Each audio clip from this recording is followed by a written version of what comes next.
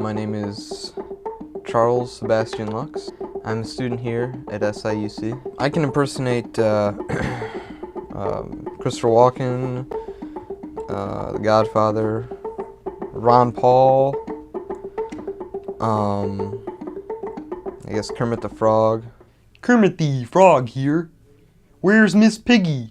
Well, I think Charles, he has this ability to take a certain person and become them for a little bit, and I think everybody eventually wants to do that, and I think that's why everybody enjoys them. That's why they're good, because Charles is, he's the Godfather one minute, and then he's Christopher Walken the next, and and all of a sudden Kermit the Frog's on set, and you never know what he's gonna do. Easily my favorite impression would have to be his Randy Newman impression. Me and Charles, we're great friends, and we often, drink a little on the weekends, and when we've been drinking, I like to see him do the Randy Newman impression. Nothing really makes me giggle quite like it. You've got a friend in me. You've got a friend in me.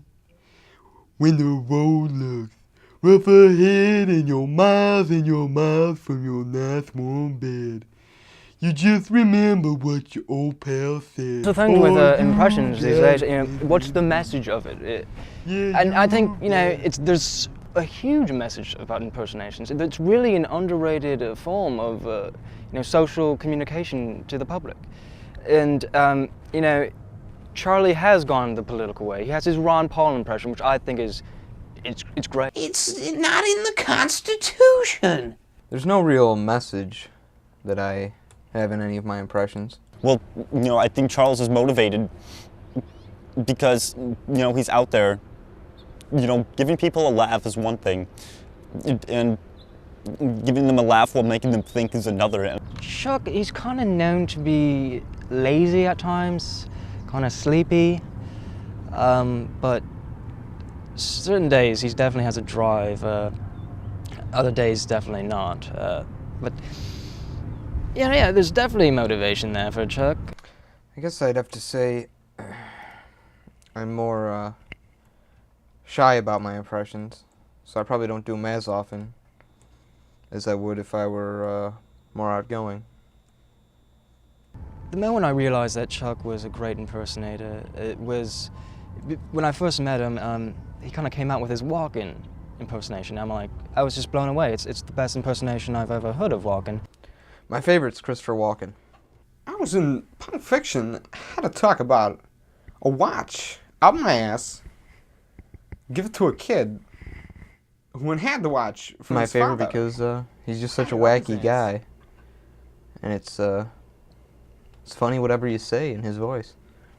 I would have to say my favorite impersonation that Charles does would be that of a young Christopher Walken, who was in Annie Hall, one of my classic. But just the scene with Christopher Walken in the car, I think Charles does that perfectly. He just has everything down that Christopher Walken, does, and just wacky Christopher Walken moments. My least favorite impersonation, it's tough because I really like all of them, but there is one that I kind of dislike. It's an Arnold Schwarzenegger impersonation, and I wouldn't be surprised if you asked him if he had one. He'd probably deny it. Well, my least impersonation that Charles does would have to be one of a ranting racist Michael Richards, who Charles was a little drunk off wine one night with me and Sun Yi, and he, right after the Michael Richards incident, he started doing a little Kramer impression, a racist Kramer, if I may be so bold to say, and I said, Charles, that I think you've crossed the line there, Charles. That's not an accurate impersonation, and I think Michael Richards would be quite upset if he knew that's what Charles viewed him as, and I don't know that anybody would find that one enjoyable.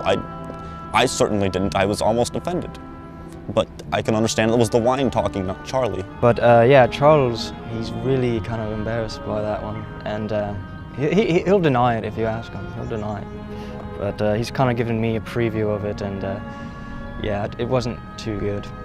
I'm not lying to you. I don't have a Michael Richards impression. I don't have an Arnold Schwarzenegger impression. I've never done them before. I think, these impressions are making people think of, well, who can I be? Who can I be for, that 10 seconds out of my day? And, who can I, impersonate to, make somebody else think the same thing? And then they go out, and they find their impersonation, and then it's this big chain. And I think Charles is, letting us escape from our lives, just for 10, 15 seconds out of the day, just, by saying something like, are you talking to me? I mean, I just became De Niro there for a couple of seconds, and it's all thanks to Charles.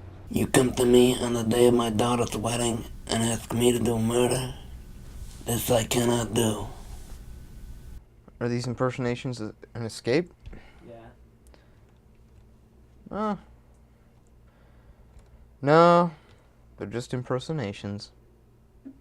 And the big question is he going to be known for it? Is he going to make a name for himself in this world? And I could see it happening. I could see him being on a variety show. I could see him in commercials doing impersonations. And, he's working on getting an agent. It's quite a lot of money, but, he's working on it, and he's definitely going to make a future for himself some way, somehow, and he'll definitely make his name known in the public sphere. Could I do this as a career? Hell no. I don't think it'd be too fun. Wouldn't be exciting. I don't think my impressions are that good. I see Charlie's taking his impersonations to his grave, really. The funny thing is, when he's an old man, his old man impersonation will be not an impersonation anymore. Do I plan on taking my impersonations anywhere with me in the future? I guess with me. Shit. I don't know if I'd have any special use for them or anything. They're not really that spectacular. You can't hate the man for being so damn talented. It does give people, a way to become somebody else, and I think everybody, should have a chance to go and talk to Charles and see his impersonations and get an idea of, what they want to do with their impersonations to become somebody else, and I think that would be great, for the entire world. So just Charles, please just continue to do what you do best, and that is impersonate people. You are a hero of mine. You are a great lad, and I wish you all the best, and just thank you for what you've done to me, and hopefully for what you do to the world and in the future. I'd also like to say, Charles, go easy on the wine next time. We don't need any more, racist Michael Richards chants or anything, and just no Hitler or anything. You mention Hitler, and then I'll really go nuts, and I'll you will see an angry Woody. You do not want a Woody in your face right now. But keep up the good work, Charles.